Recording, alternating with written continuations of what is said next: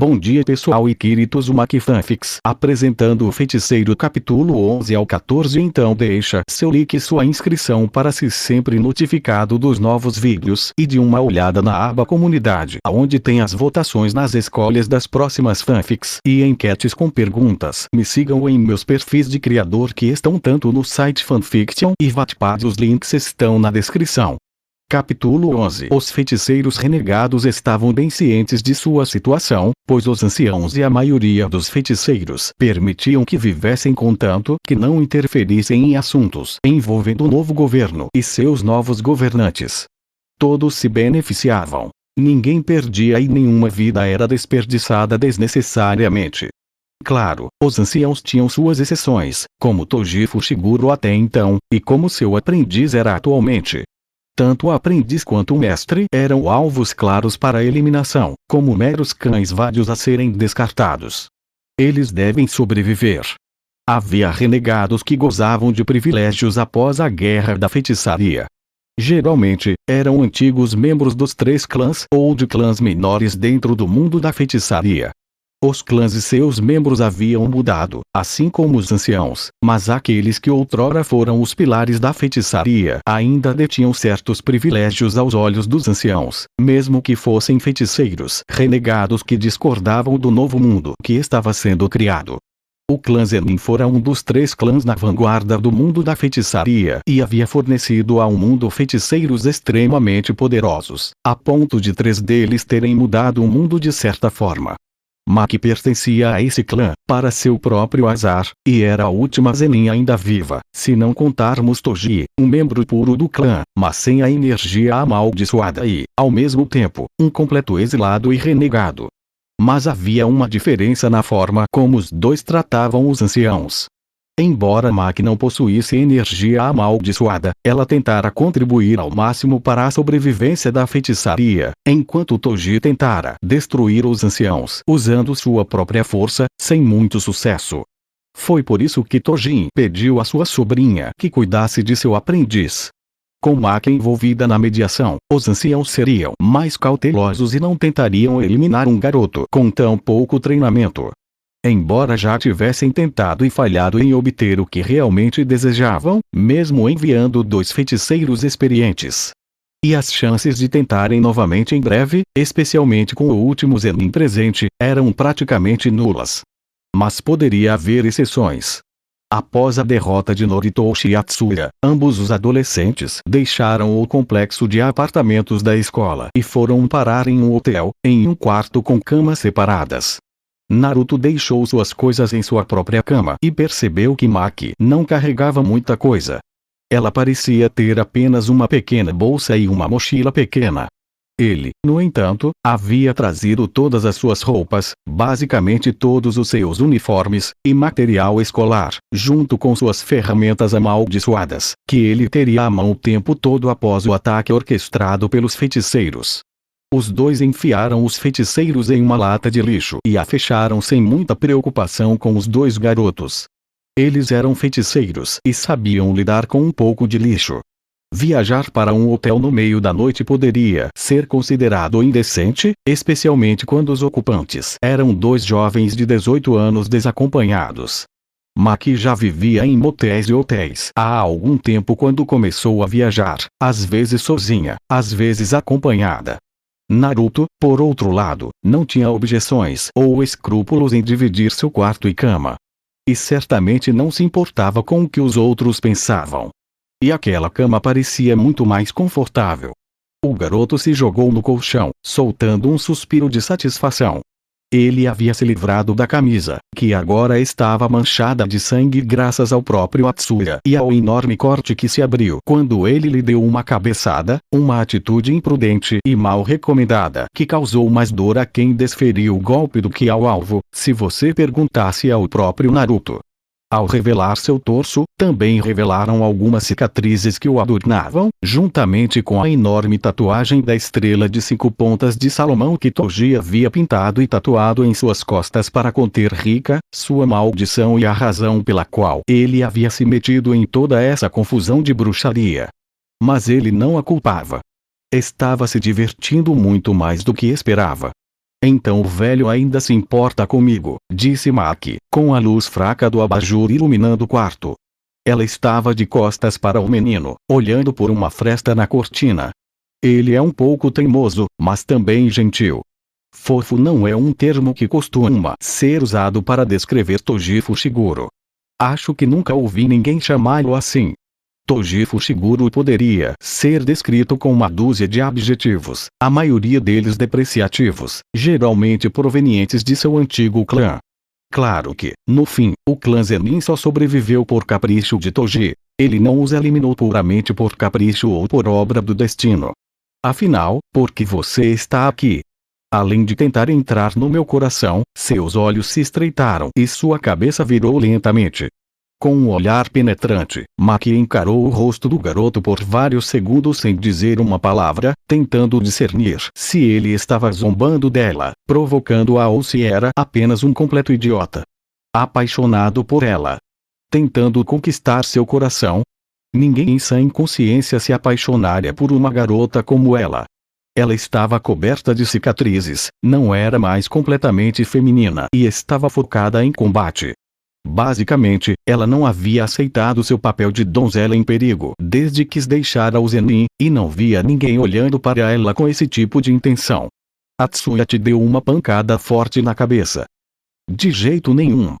Você partiu meu coração. Naruto poderia dizer que estava apaixonado por Maki Zenin, assim como poderia dizer que estava apaixonado por Rika Orimoto em sua juventude.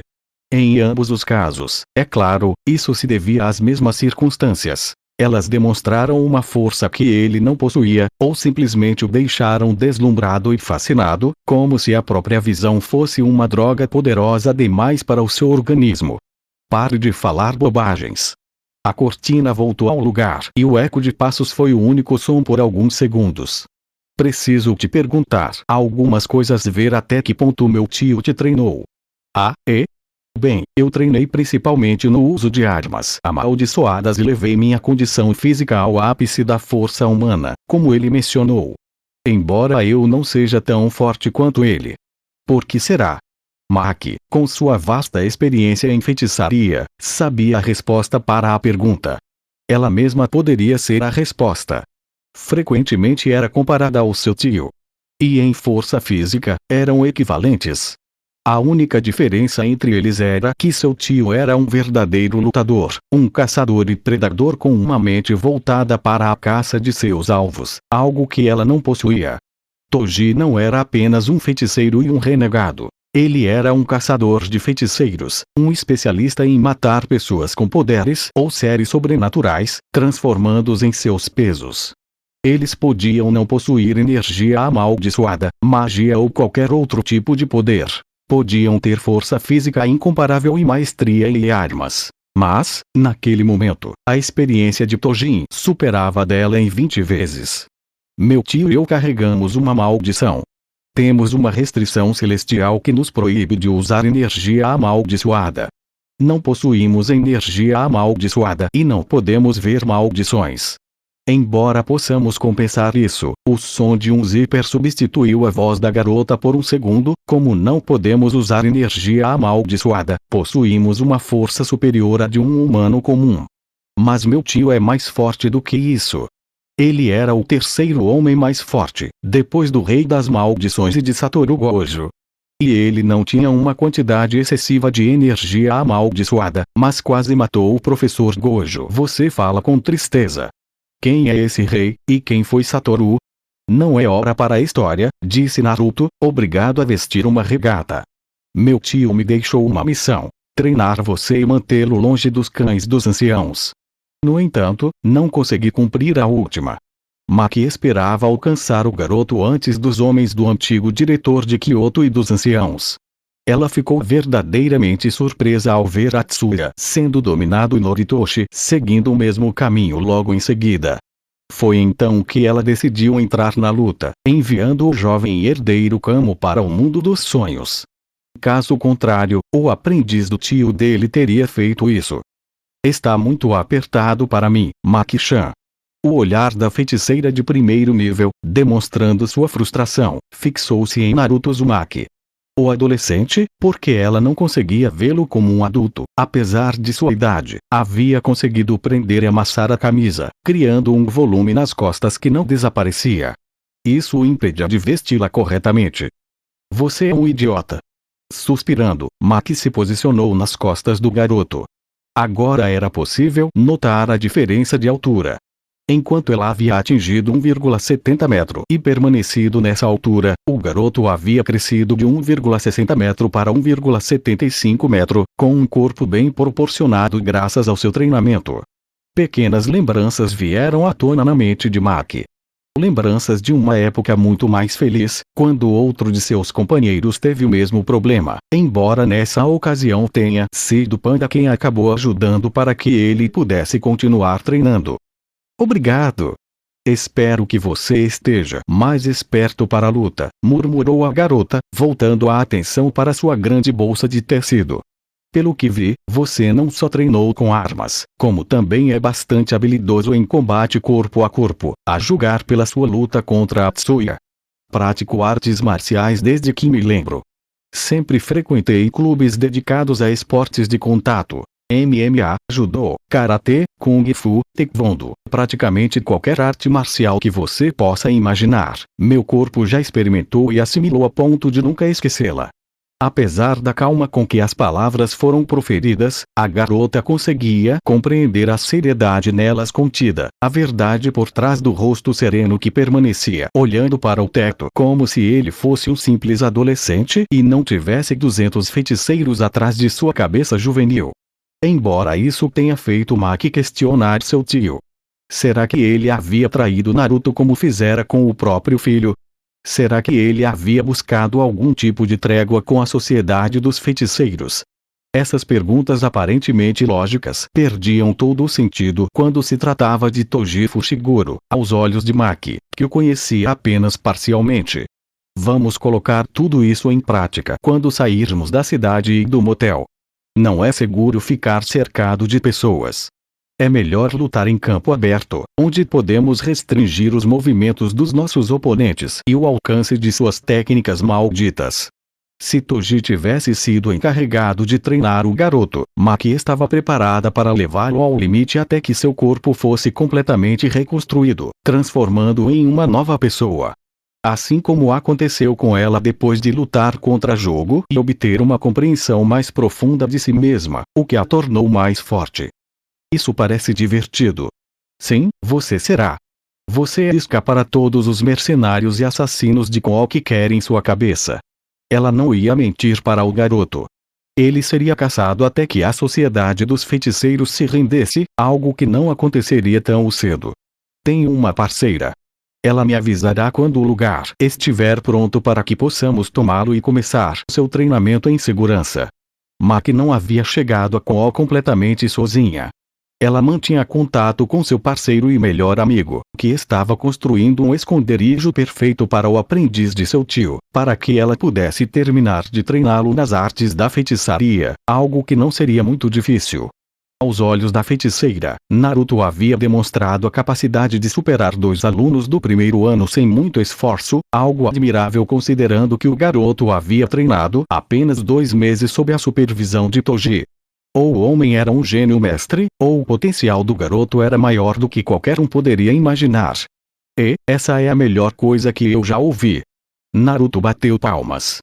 Segundos depois, o celular de Maki vibrou por 3 segundos antes de parar. Uma ligação. É muito curta, se me permite dizer.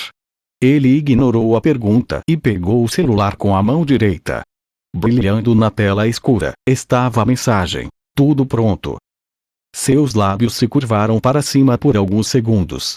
Eu planejava treiná-lo na floresta ao redor de Koa, mas é muito melhor treiná-lo em sua nova casa, Naruto Uzumaki. Piscando, Naruto manteve os olhos em Maki enquanto ela se virava para encará-lo. Espero que você goste de casas cercadas por floresta e no estilo japonês. E espero que esteja pronto para a verdadeira definição do inferno.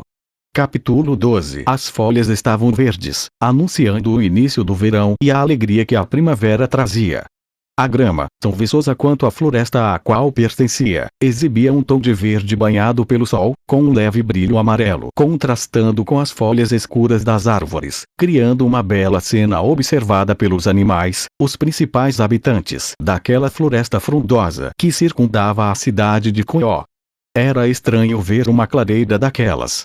Não havia animais, e a grama era mais curta do que nas partes mais escuras da floresta, ao pé das árvores grossas e robustas que se erguiam estoicamente, vigilantes, observando tudo o que acontecia ao seu redor, como sentinelas.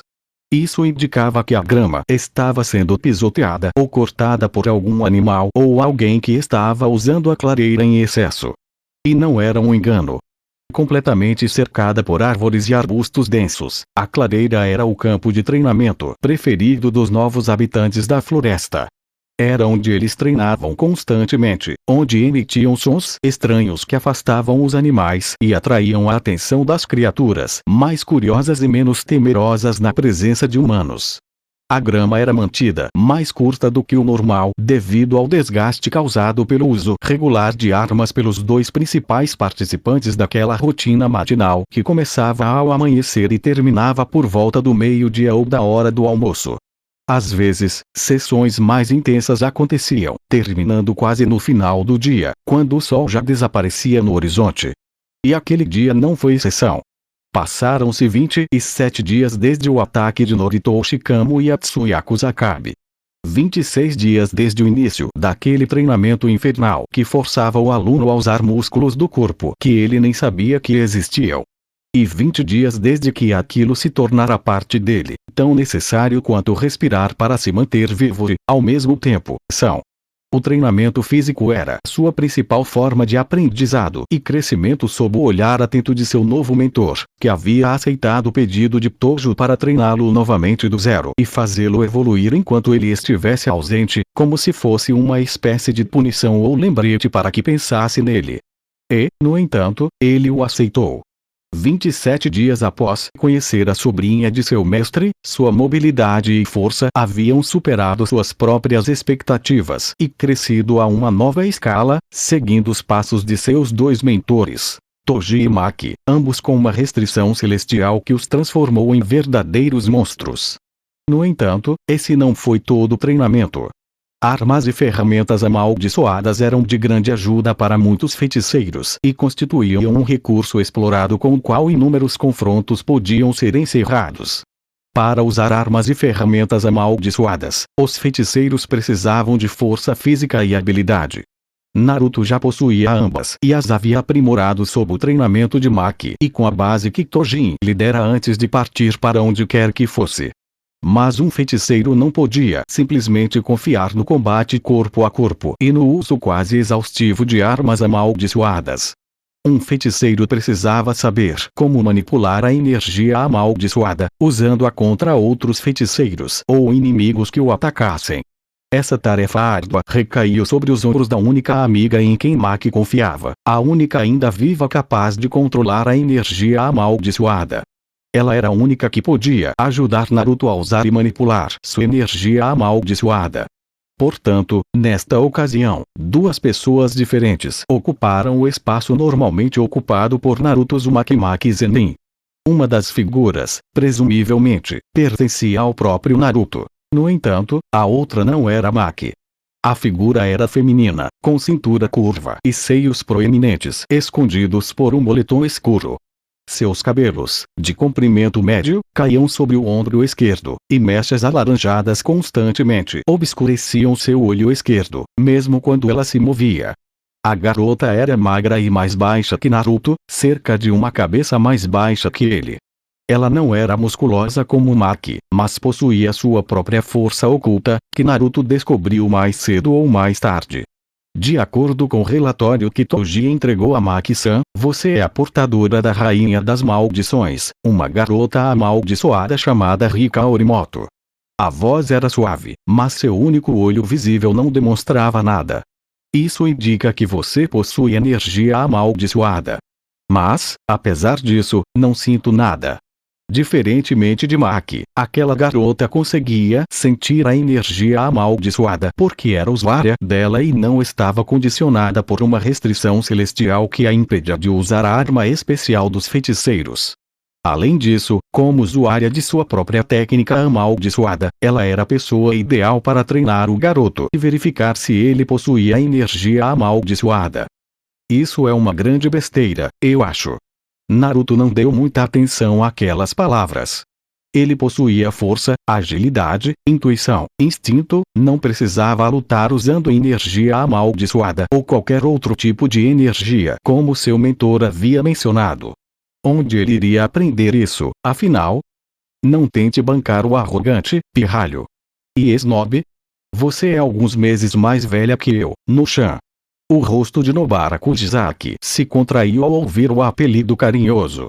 Fazia quase um mês desde que se conheceram, mas ela não estava acostumada a demonstrações de afeto. E não podia se permitir estar.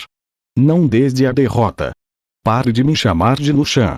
Só a Maki aguenta essa besteira, disse ele, apontando para o aprendiz com um prego. A técnica do boneco de voodoo é minha técnica amaldiçoada inata, aquela que aprendi a usar graças à minha avó. De um dos pregos, uma energia estranha, pesada e sinistra irrompeu, envolvendo completamente. Você consegue ver? Você consegue sentir?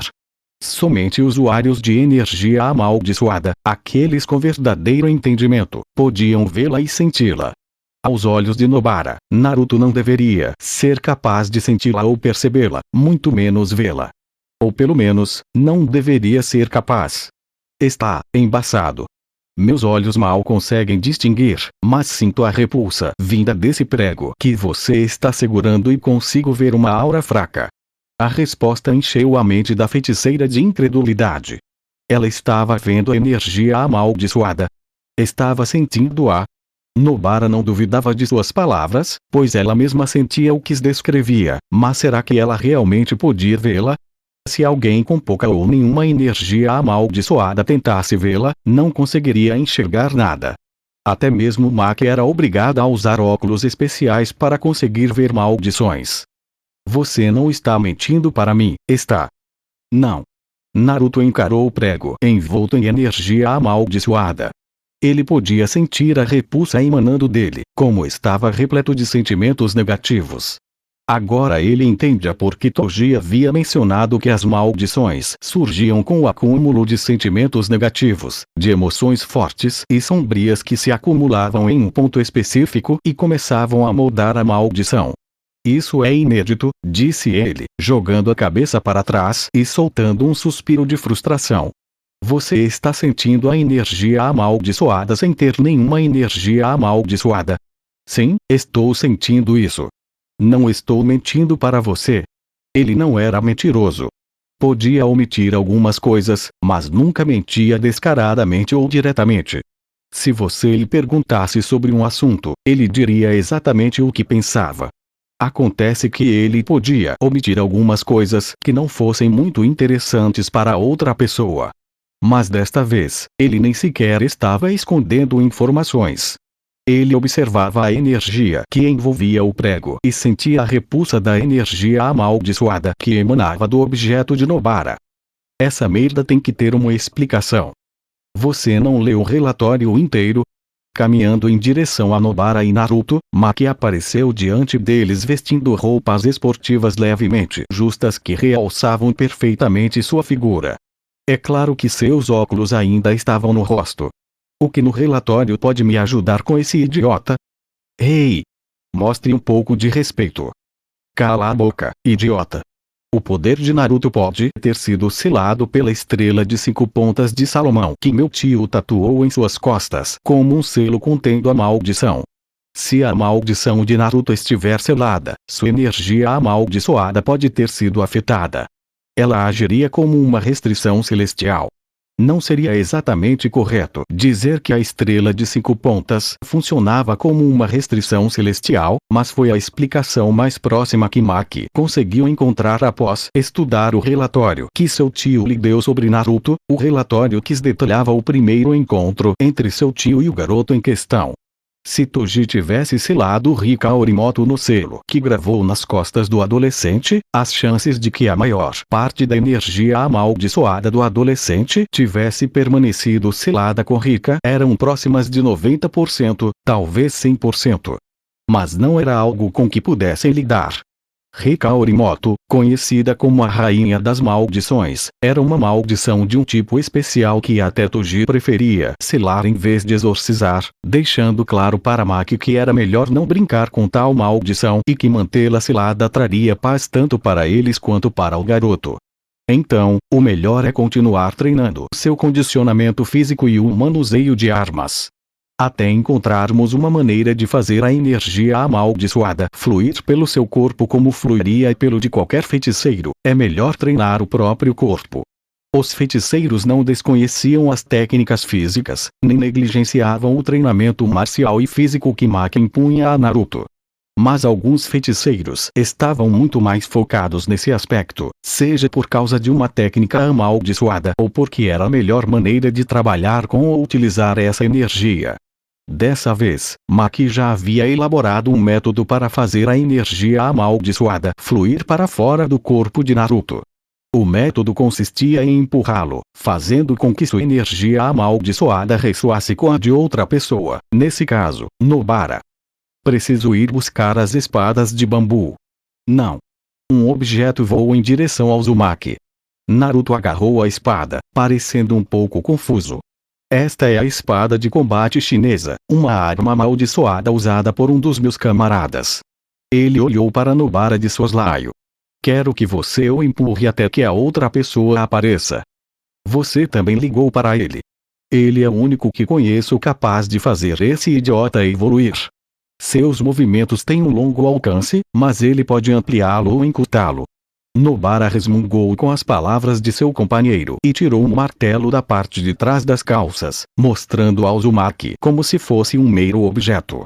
Mas aquele martelo era a arma de Nobara. E ela provou isso quando cravou um dos pregos na testa do garoto, forçando-o a desviá-lo com sua espada. Entender. Pare de chorar. Mais 3 pregos apareceram na mão esquerda de Nobara, e a energia amaldiçoada os envolveu completamente. Vou levar seu corpo ao limite da morte. Vou o matar, e se você morrer, terá sido avisada. Garfo. A explosão de energia amaldiçoada atingiu as costas de Naruto e o fez cair no chão, gerando um puff que chegou até os ouvidos de Maki, que caminhava em direção à beira da floresta. Droga! Eu tinha me esquecido que você podia fazer isso. Esfregando a cabeça, Naruto começou a se levantar lentamente, bem a tempo de ver o joelho de Nobara atingir seu rosto e fazê-lo cair no chão com um baque surdo. Pare de se fazer de desentendido. Nobara pisou na barriga de Uzumaki, arrancando um gemido dele. Ah, eu vou mesmo furar sua barriga, seu idiota. A grosseria não era uma característica que as pessoas notavam em Nobara Kujisaki quando a viam na rua. Ou pelo menos não era antes do incidente de Shibuya, antes da Guerra dos Feiticeiros e antes de ela se tornar uma feiticeira sob a tutela de Satoru Gojo. Mesmo quando era muito mais snob, ela sempre manteve sua própria personalidade e sempre soube o que era certo. Tá bem, tá bem. Dói. Uzumaki-san foi derrubado. Do chão, Naruto virou a cabeça para olhar quem o havia chamado. De pé sobre o aprendiz, Nobara olhou na mesma direção. Sona Cipri? A surpresa era evidente na pergunta e nas expressões de ambos os adolescentes. Tanto a clareira quanto uma área considerável da floresta estavam protegidas para que ninguém pudesse encontrá-la nem entrar nela. Foi um pouco difícil te encontrar, disse Naruto, aceitando a mão de Nobara para ajudá-lo a se levantar. Quero te contratar para uma missão. 100 milhões de ienes. Movendo a boca e sabendo que Sona ia perguntar, Naruto deu seu número, que não diminuiria e provavelmente aumentaria nos segundos seguintes. Eu sempre soube que o preço não seria barato. Mas não é um preço que eu não possa pagar. Capítulo 13. Grande parte da alta sociedade se reuniu na casa do clã Gremory para um dos eventos mais importantes da década. O noivado da jovem herdeira Gremory com o terceiro filho do clã Fênix, dois clãs pertencentes aos 72 pilares do submundo. Embora atualmente existissem 34 pilares, os clãs com maior poder político e influência dentro do submundo e que eram os que indiretamente apoiavam os 4 reis demônios do submundo. Todo o submundo sabia do noivado entre os dois jovens e se alegrou por eles.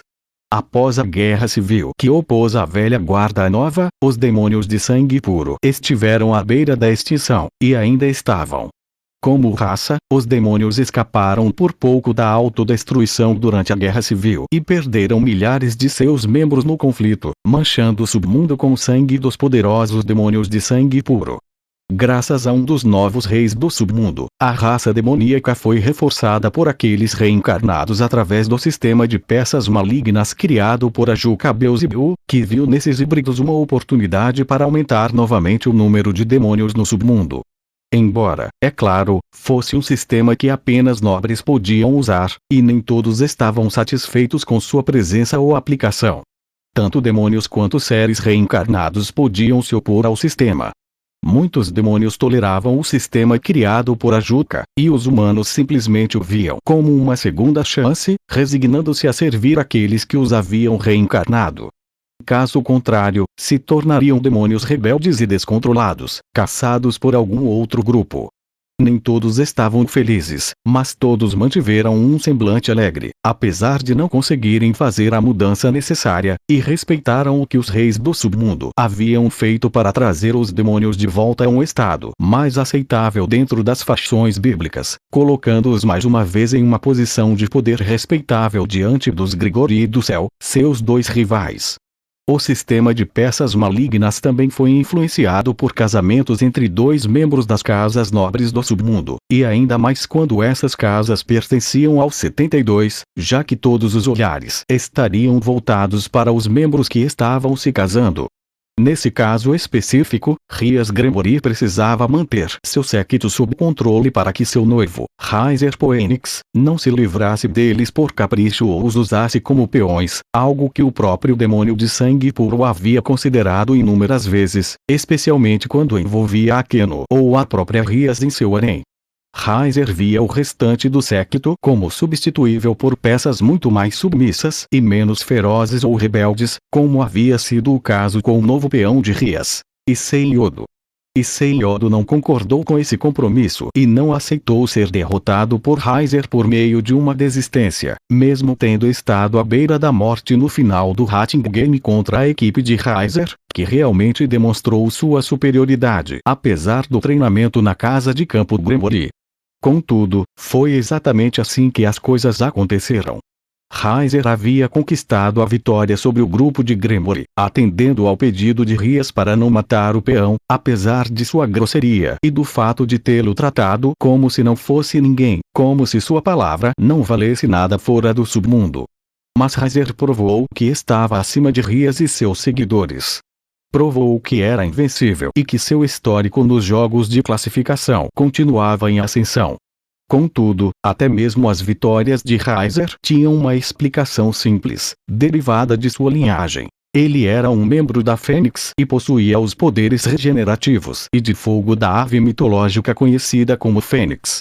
Isso lhe dava uma vantagem direta em qualquer confronto, desde que seu oponente não soubesse como superar sua imortalidade.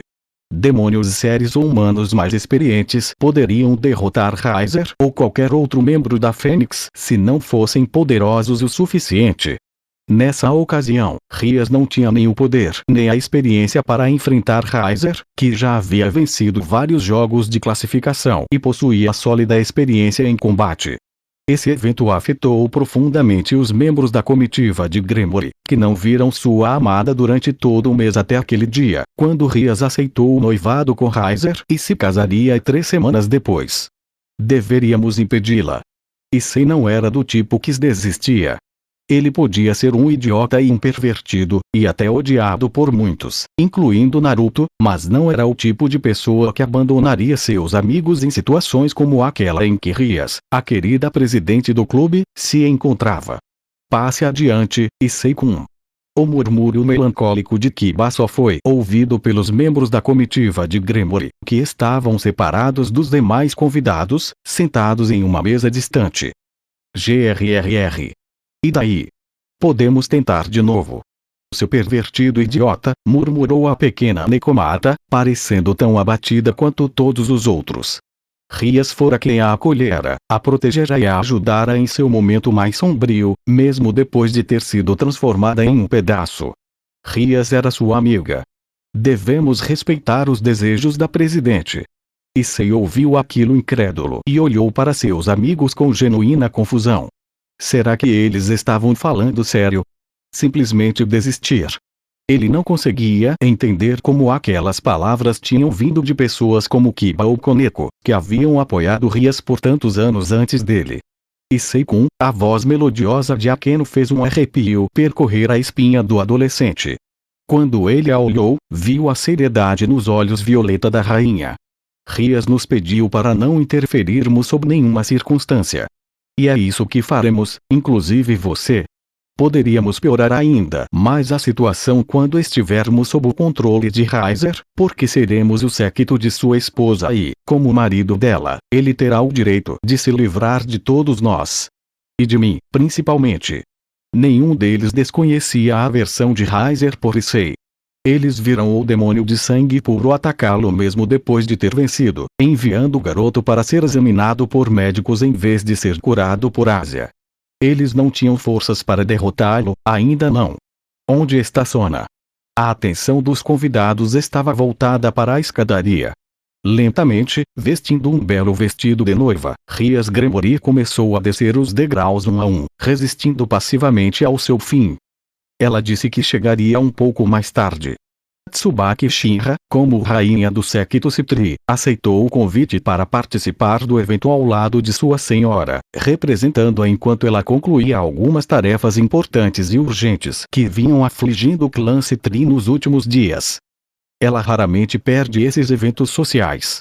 Akeno respondeu lentamente, tentando enxergar a realidade nas feições da garota. Mas os olhos e a linguagem corporal de Tsubaki não satisfizeram a curiosidade da rainha Gremory, que piscou ao encontrar a verdade nas palavras da rainha Citri. Ela vai aonde quiser, e Mejima-san. Rias é uma boa amiga de Sona-sama, mas o clã Citri está acima desses eventos sociais que acontecem de vez em quando. A segurança do clã Citri está acima de tudo, até mesmo de Rias. Tsubaki falou seriamente, como se fosse encerrar a conversa. Para sua mestra, o clã Citri estava acima de muitas coisas, mas até ela duvidava que estivesse acima do bem-estar de Rias, uma de suas melhores amigas, se não a única, no mundo inferior. Sona-sama. Onde você está? A urgência do clã Citri era real. Tsubaki não havia mentido nem escondido nada das constantes perguntas e olhares de Akeno.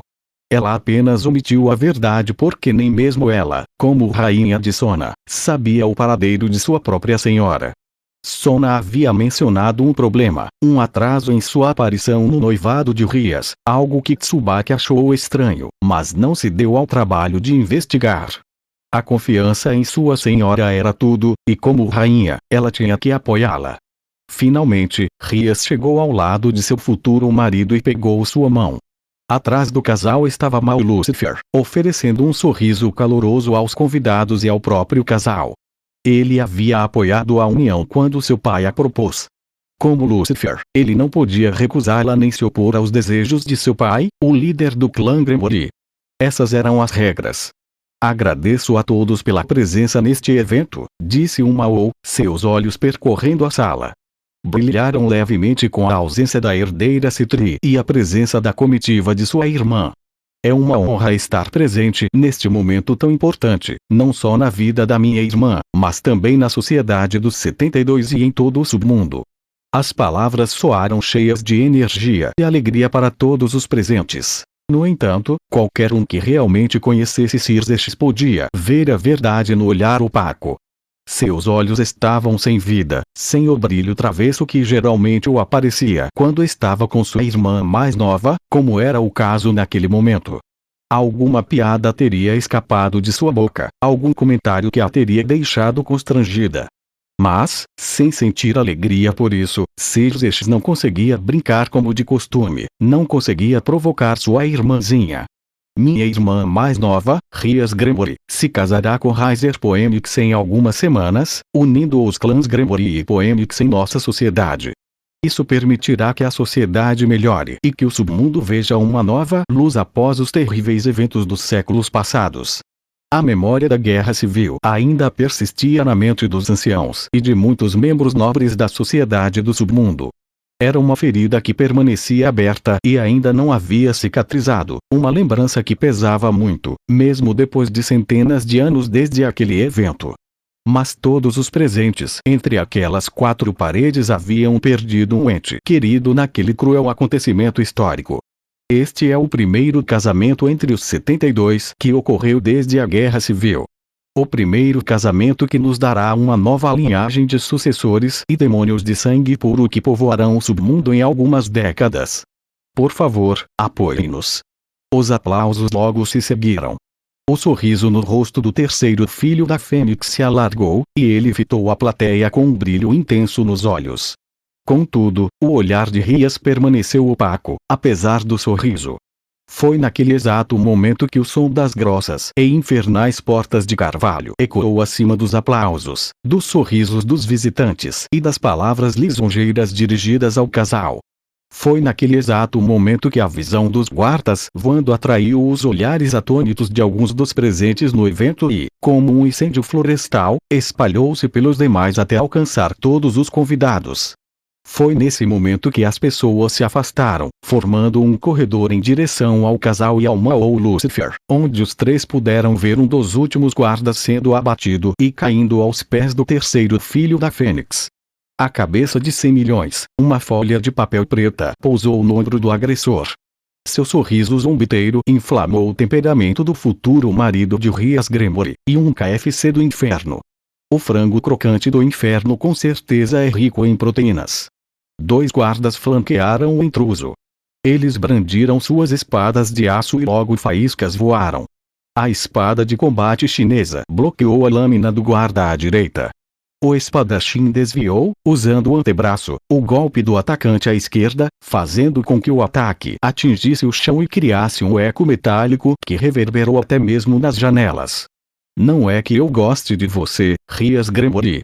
Mas minha professora me ensinou: dinheiro nunca é demais. E eu gosto de dinheiro quase tanto quanto a Machan e a Nushan. Naruto.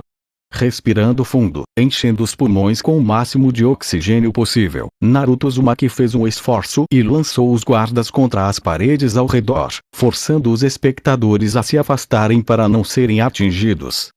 100 milhões é o seu preço, Raizer KFC Poenix. Uma contração no rosto de Raizer indicava que ele não gostava muito daquele intruso. 100 milhões? Nós, demônios, possuímos muito mais. Se eu te der 1 bilhão, você poderia ir embora. Você está arruinando este ambiente, garoto. E você está insultando minha ética profissional, seu KFC ambulante. A lâmina da espada cortou a Fênix ao meio, e o pedaço se chocou contra os degraus, assustando os espectadores.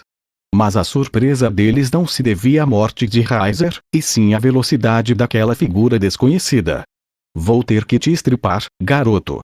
Lentamente, o corpo de Raizer se remontou. Pequenos vestígios de fogo alaranjado desapareceram diante do olhar zombeteiro do aprendiz de feiticeiro. Vou ter que te ensinar a respeitar os mais velhos. Meu belo traseiro, Major. O braço incrustado de chamas balançou em direção ao rosto do aprendiz.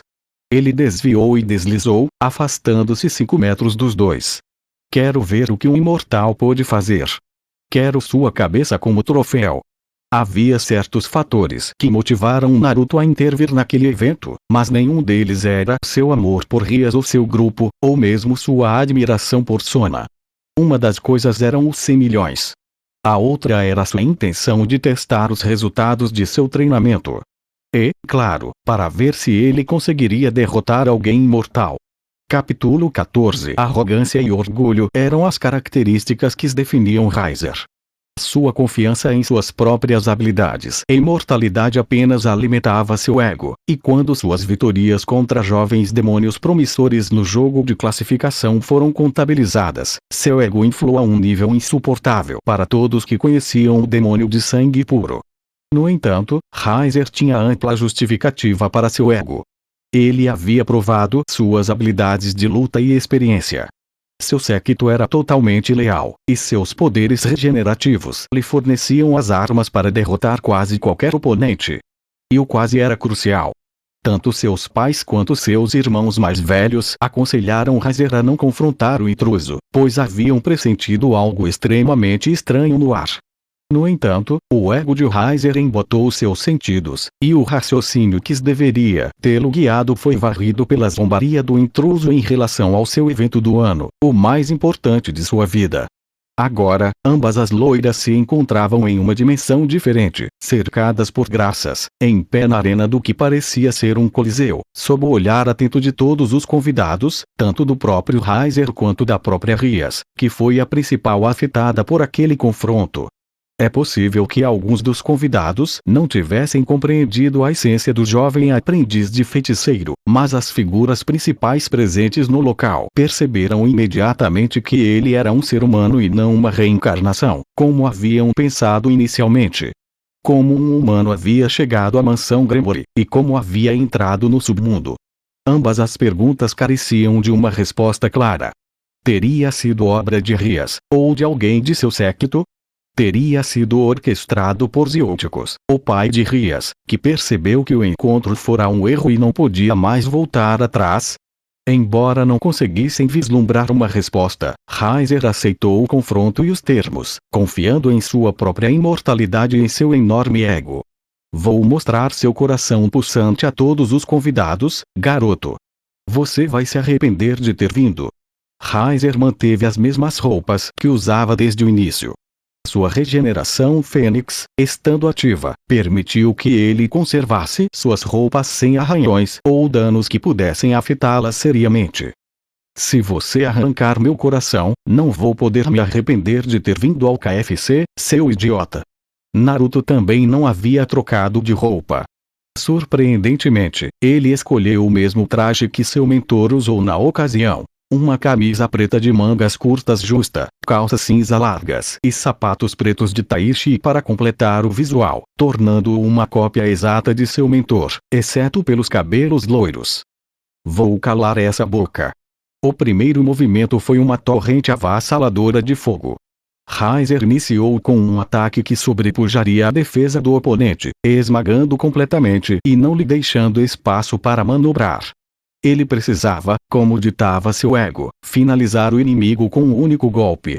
A surpresa tomou conta das arquibancadas e apagou o sorriso presunçoso dos lábios do demônio. O aprendiz de feiticeiro não havia sofrido o impacto principal. Um escudo permanecia, cobrindo todo o corpo do Uzumaki e absorvendo o impacto das chamas. Este é o espelho de Yata. Chamas tão insignificantes não serão capazes de quebrá-lo. Toji havia deixado para seu aprendiz uma vasta coleção de ferramentas amaldiçoadas para usar contra qualquer inimigo enquanto estivesse ausente em seu trabalho, uma delas sendo o infame espelho Yata, uma arma defensiva capaz de proteger seu usuário de quase qualquer ataque. Para superá-lo, no entanto, seria necessário mais do que apenas um mar de chamas. Que diabos! Divertir é vocabulário, zombou Naruto de Heiser, tocando a própria têmpora com o cabo da alabarda celestial invertida. Poderia haver crianças presentes. Vai se fuder. Heiser abriu um par de asas feitas de seu próprio fogo e as bateu com força, criando um vento escaldante que gerou uma pequena tempestade de areia e brasas em direção ao seu oponente. Naruto simplesmente se abrigou atrás do espelho Yata, seu sorriso zombeteiro nunca deixando Heiser em paz para apreciar a cena. Ei! Isso vai arruinar minha pele, seu idiota! O ranger de dentes podia ser ouvido acima do próprio vento. Naruto estava se divertindo, se você perguntasse a ele, inflamando ainda mais o temperamento do demônio por sangue, achando isso extremamente divertido e uma peça-chave para sua vitória. Em batalha, a psique era uma ferramenta crucial. Se o seu oponente soubesse como manipular sua mente, ele poderia vencer com muito mais facilidade do que se não soubesse. Insultos, provocações e zombarias estavam entre as ferramentas que os lutadores usavam para inflamar as emoções de seus inimigos e manipulá-los a seu favor. Naruto havia aprendido a ler seus oponentes. Ele sabia da superestimação de Raizer, do enorme ego que ele carregava e da sua confiança em seus poderes e imortalidade. Para derrotá-lo, ele só precisaria quebrar essa confiança, e então ele não seria mais capaz de lutar como antes. Na verdade, ele seria subjugado em questão de segundos se a imortalidade da Fênix falhasse. Para ser honesto, eu esperava um pouco mais do grande Raizer Phoenix. Recostando-se atrás do escudo, Naruto começou a caminhar em direção a Raizer como um velho soldado romano. Você só ataca pela frente. Não vai me flanquear por trás? Raizer sentiu a raiva crescer dentro de si. Sentiu a bile, causada pelos comentários zombeteiros do aprendiz de feiticeiro, subir pela garganta até a boca. Quase vomitei de raiva. Vou extinguir esses seus comentários com o meu próprio fogo, garoto. Vou quebrar essa sua fachada de mentira. Vou queimar seu rosto com o meu fogo até que nem sua mãe o reconheça. Oh, coitada da minha mãe. O que será que ela está fazendo agora? Cozinhando miojo. O espelho Eata se moveu sob o impacto do golpe de Naruto quando Raizer avançou contra ele. Seguindo o movimento de seu dono, o escudo atingiu o corpo do demônio puro, atravessando como um fantasma, o que fez Raizer sorrir. Te peguei. Não, eu te peguei. O som de carne sendo rasgada ecoou nos ouvidos de Raizer, e logo ele sentiu uma dor aguda na lateral do corpo. Virou a cabeça e olhou na direção da origem da dor lancinante. Uma lâmina havia perfurado seu traje e penetrado sua carne com facilidade. E não havia chamas curando a área afetada. Sua regeneração não estava ativada. O quê? Soltando o fôlego que prendia, Naruto atingiu a barriga do demônio com uma poderosa joelhada, e em seguida desferiu um chute semi-giratório que fez Raizer se chocar contra a parede. Você é tão egocêntrico e arrogante que jamais imaginaria que eu estivesse preparado. A lâmina da alabarda celestial invertida gotejava sangue, obscurecendo o metal sob o líquido vermelho. Eu sempre tive a vantagem, e esta luta estava em minhas mãos. Eu sou o caçador de demônios, seu merdinha. A surpresa estava estampada nos olhos de Raizer. A regeneração não estava ativando e o sangue continuava a jorrar de sua lateral. Além disso, o golpe havia danificado algumas de suas costelas e vértebras, ou assim o demônio sentia. Suas costas feridas gritavam de dor. Naruto usou a própria personalidade de Raizer contra ele. Sua superioridade tornou-se a fraqueza do demônio, e o aprendiz simplesmente explorou isso para executar seu plano simples. Com os poderes selados, ou com a capacidade de selá-los constantemente, Naruto Uzumaki tinha a vantagem necessária sobre Raizer. Ele não precisava de um poder secreto para superar a regeneração da Fênix. Bastava apunhalá-lo com a alabarda para que os poderes desaparecessem por um período ainda indeterminado, mas Naruto calcularia isso com precisão. Só se Raizer tivesse tempo para descobrir isso. Maldito desgraçado, o sangue começou a escorrer entre os dedos do demônio, pingando em sua pele e caindo na areia como filetes de água. Isso só torna as coisas um pouco mais difíceis, nada mais. Não vou perder para alguém sem poderes. De repente, seus cabelos balançaram ao vento. Os olhos de Raizer viram a alabarda vindo em sua direção. Impulsionado pela incompreensão e pelo excesso de confiança, ele congelou, esperando que a arma o atravessasse como faria com qualquer outra coisa. E esse foi o maior erro que ele poderia ter cometido. A alabarda celestial invertida o perfurou, cortando o tecido, carne e músculo, e se cravou na parede atrás do terceiro filho da Fênix, deixando-o ainda mais confuso e tomado pelo medo. Isso está me decepcionando muito, Raizer. Naruto puxou a corrente que prendia a alabarda. Com um estalo, a arma saltou da parede e voltou para a mão de seu dono. Transformar você em picadinho não era meu objetivo. Até aqueles caídos eram mais divertidos. Quando o cabo de couro da alabarda tocou sua mão, ele avançou em direção a Heiser com a única intenção de matá-lo. Era isso que seus olhos azuis mostravam a todos, a qualquer um que se importasse em olhar, inclusive o próprio Heiser. Mas ainda havia orgulho, ainda havia fanatismo pelos demônios puros e pelo poder da Fênix. Heiser estava confiante demais e dependente de seus poderes, então aqueles 2 ataques deviam ter sido um erro que seria corrigido no próximo encontro. A confiança de Heiser se despedaçou quando Naruto perfurou seu estômago com a alabarda celestial invertida. Ele o fez com tanta força que a lâmina da arma e a mão do aprendiz de feiticeiro emergiram do outro lado, criando claramente um ferimento fatal. Tosse. O rosto do aprendiz de feiticeiro estava manchado de sangue, mas ele não se importava. Depois de matar 3 caídos e levar um ex-sacerdote à beira da morte, era algo que ele veria pelo resto da vida, caso concluísse seu treinamento. E ele estava bem com isso. Há uma diferença entre nós, KFC. Eu esperava tudo de você, e você nunca esperou nada de mim. Um som grotesco irrompeu quando Naruto puxou a alabarda e o braço de dentro de Heiser, causando murmúrios entre os espectadores, que se somaram aos olhares de pânico e tristeza, como se Heiser fosse amado. Vou arrancar sua cabeça. Vou arrancá-la agora, Heiser, enquanto você ainda está. Um estalo, como um pequeno relâmpago, obrigou o garoto a se afastar do corpo quase inerte de Heiser, deixando-a pelo menos 20 ou 30 metros de seu alvo. Os olhos do Mal Lucifer intimidariam qualquer lutador. Todos sabiam disso. Ele era um dos 10 melhores membros e um ser verdadeiramente poderoso no submundo. Mas será que aquele garoto estava com medo? Xerxes tinha que dar algum crédito ao assassino de Heiser. O garoto não se intimidou em sua presença. Ele nem sequer pareceu afetado por sua aura e permaneceu ali, alternando a arma entre as mãos, observando-o, calculando. Isso não era necessário. Isso era necessário. Trabalho é trabalho, seu idiota. E eu cumpro os prazos de entrega solicitados pelo cliente. Naruto não era idiota. Ele percebia que lutar contra o Lúcifer atual era uma perda de tempo, um ato verdadeiramente suicida. Mas será que ele iria recuar? Se chegasse a esse ponto, apesar da promessa feita ao seu mestre, ele simplesmente usaria seu trunfo na manga para escapar dali sem caminhar diretamente para a morte.